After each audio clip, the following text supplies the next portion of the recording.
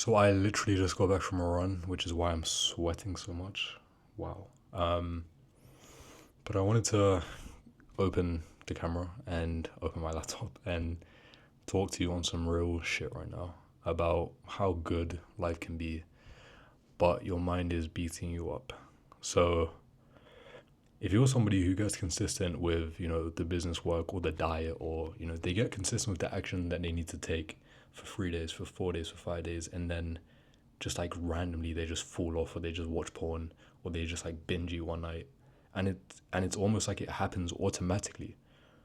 Like like things are going well, and then suddenly, boom, you kind of just like fall off the side of a cliff emotionally, right? Understand that that is happening because you identify with your thoughts, right? You get consistent for 5 days, and this would have been a pattern throughout your entire life. You get consistent for 5 days, and then your awareness dips, and then when your awareness dips, you get a thought, right? It's a doubtful thought. Say it's like, I don't know, I'm a piece of shit. I don't deserve success in business.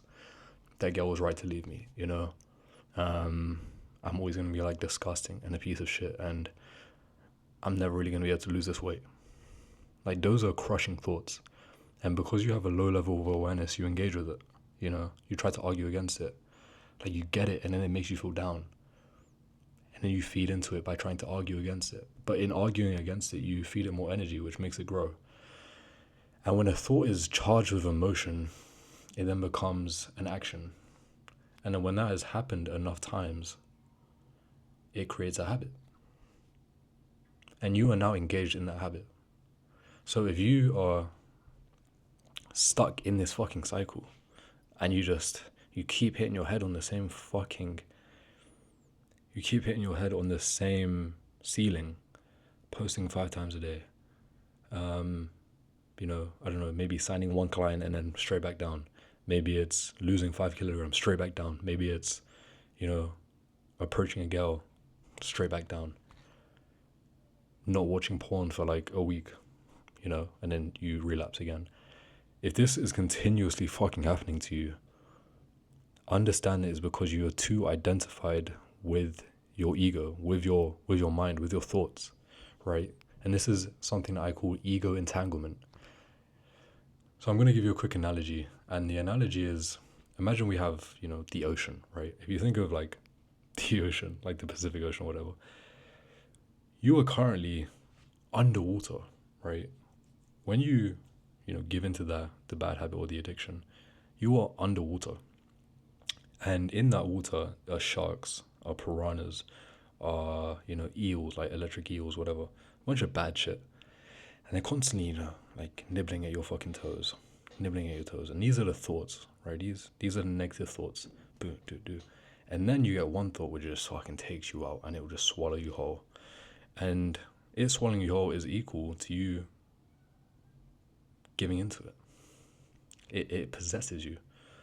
You are no longer you, and your true self is like the observer. You are no longer that. You become the thought. But there will also be times, which is what makes it so painful, where you're not underwater anymore, but you're on the surface. So you have now seen how good life can be. You've now seen how good life can be. You've seen the sun. You've seen the clouds. You've seen the sky. Maybe even you see like an island just over there. But you're still in the water. And underneath the surface, those sharks are still biting your feet. And they will drag you down. They will drag you down every fucking time. Now let's say we begin meditating. We begin, journaling, so we have more awareness over our mind. We listen to The Power of Now, we go on more walks. We listen to more audiobooks. We begin to, really detach from our thoughts. And now what we're able to do, we're able to, raise our frequency, raise our level of awareness. And now and this is similar to, getting on a boat. So now we're not underwater, we're not on the surface, we're now on a boat. And it's a much better place, right? They can't eat us. But guess what? You're still rocking with the waves. You're still at the mercy of the waves. You're still at the mercy of the ocean, which is your environment, right? Because that's what you are. You're a product of your environment right now. And you will continue to be a product of your environment as long as you continue to react. You know, react, think, feel, act. React, think, feel, act. You know, someone says something to you, and it just throws you off course. You wake up in your room and it's a mess, throws you off course. One negative thought throws you off course. You are a product of your environment. And these same thoughts that you're having, guess what? Your family probably has the same thoughts about themselves. Your friends probably have the same thoughts. But as humans, we have this unique ability to not, we are not, excuse me, we are not a product of our environment. Well, most of us are, 99%. But we have the ability to make our environment a product of our mind. And no other species or animal on this earth has that ability. But what we must do is we must detach from our environment, from our conditioning, from our mind, from our ego. Ego and mind are the same thing. Right? And we must realize our true self, which is the observer, the watcher. And yet you have a part of you which is able to detach from these thoughts and observe them. And so do a quick exercise with me, okay?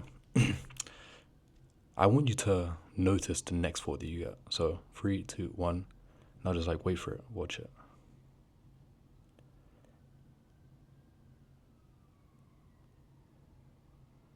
I still haven't got one. So, and when you do that, you're completely present in a moment. And what we want to do is we want to practice that. We want to practice that mindfulness muscle again and again and again and again. And we'll get to a point where we're no longer in the water. We're no longer on the surface. We're no longer on the boat, you know, where we can still be tipped over. But we are now in a helicopter. So we are completely detached. We are not in a fight or flight state. We are not in a survival state. We can see, we have a bird's eye. We have the high ground on our conditioning now. So guess what that means? Guess what that fucking means? That means that you don't watch porn anymore. You don't fucking binge eat. It means that you can set a routine and you can stick to it. I was struggling with this for the past few days myself, right? And then I remembered all of this and I was like, I literally teach this stuff, right? And I'm forgetting about it. So, you know, I did the habits I need to do. I meditated. You know, I went for a long ass walk. You know, I listened to some of my favorite books. And I was like, cool. And then what did I find myself doing? Naturally wanting to read. Naturally wanting to meditate. When I went to the gym, I was not self-conscious even a bit. I wasn't thinking about myself. I was just training, right? And it's absolute bliss. I could walk around without music. I had this joyous feeling to me. I had no anxiety about business. You know, am I going to post? Am I going to do the work? Because what happens is you kind of, if you want to do something, you just fucking do it. All of that doubt that you feel doesn't exist. Like, it doesn't exist. It's there. It's there. It's in your mind. But you notice it. You don't identify with it. And then it passes through. Kobe has a very interesting quote where he's asked, like, do you ever doubt yourself? And he says, doubt is such a strange thing, because you're either going to succeed or you're not. But either way, the next day you're going to be back doing the same thing, whether that's posting videos or you're on the court shooting hoops. But you let the doubt stop you from taking any fucking action, from moving.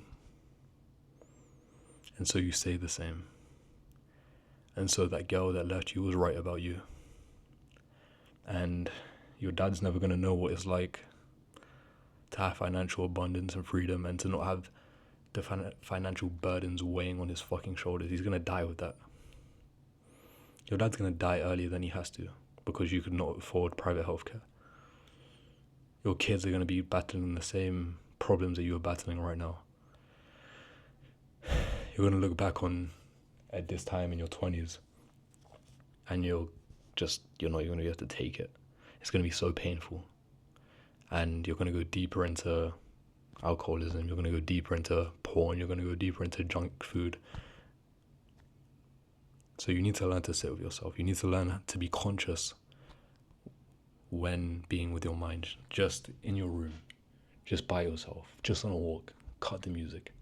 If you can sit consciously by yourself, Great. Now let's add some stress on top of that. And let's stay conscious. Let's not go, for the coping mechanisms that make us unconscious to our reality and to our mind. And that's all that business is. It's building that tolerance of staying conscious, staying with the stress, staying with the hardship. And then when you become somebody capable of handling large amounts of responsibility, you become somebody who is capable of handling large amounts of money, which is when you get the life that you want. And this sounds like very hard to do, but it isn't. Like, it's fucking easy. But you just need to prioritize it. That's it. I've been rambling for 10 minutes, 47 seconds, so I'm going to end it here. But if you want to work one-to-one with me, book a call below. Even if you don't want to work one-to-one, book a call, let's talk. Yeah. You can fucking do this shit. I can do this shit. We can transcend our environment, transcend our conditioning.